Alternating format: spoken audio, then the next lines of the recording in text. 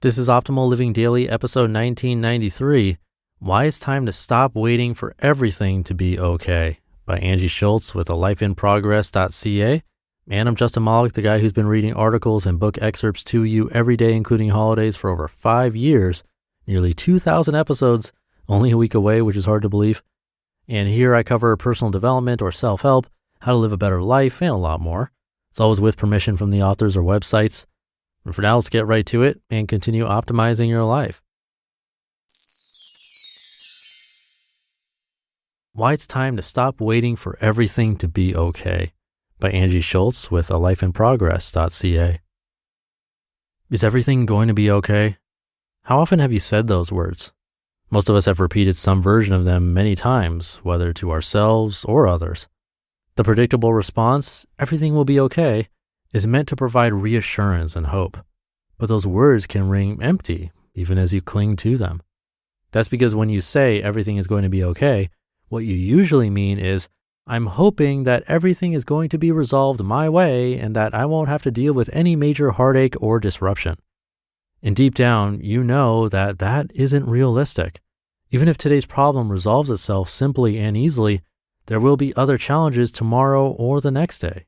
Jobs are lost, relationships fail, illness happens, loved ones die. Sooner or later, every one of us will have moments of breathtaking pain.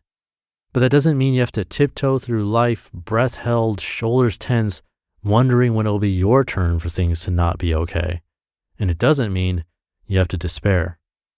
What it really means when things aren't okay.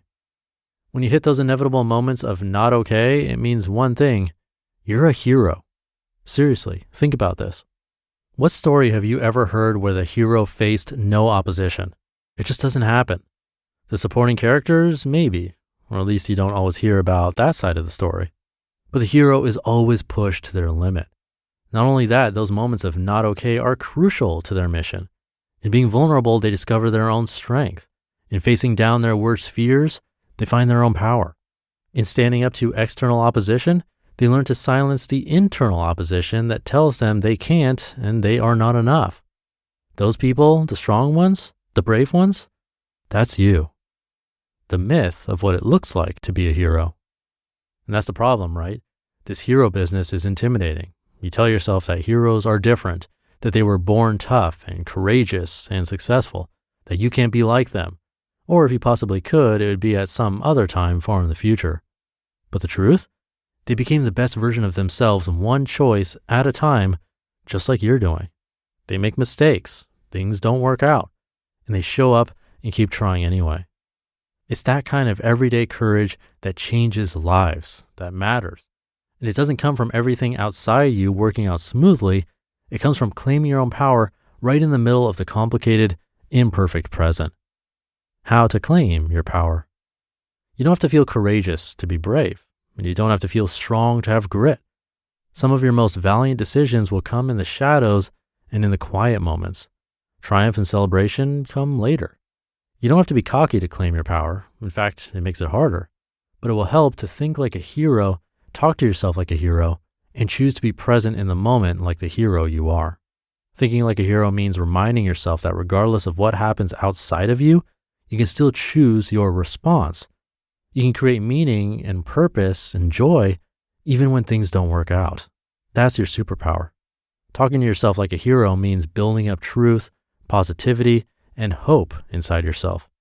Being present means being brave enough to show up fully, even though it scares you to let people see that you are less than perfect. Feeling like a victim even when unfair things are happening, on the other hand, siphons away your power. If you tell yourself that you can only be okay when other people treat you well or when circumstances unfold in an ideal way, you cut your own determination, strength, and resourcefulness out of the equation. And those are exactly the qualities that can make things okay, not at some future magical time, but right now on this messy, beautiful, ordinary, irreplaceable day. Why everything is already okay.